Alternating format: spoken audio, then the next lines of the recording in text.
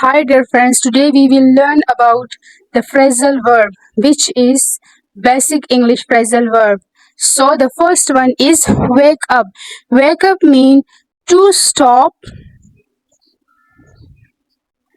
sleeping. Put on means to wear clothes. Get up means to leave the bed.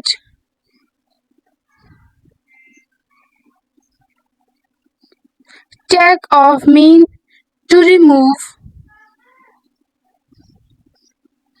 clothes. Sit down means to take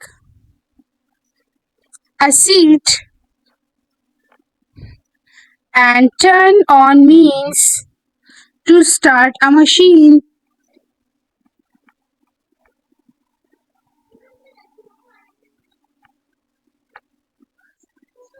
Turn off means to stop a machine. Put down means to place something.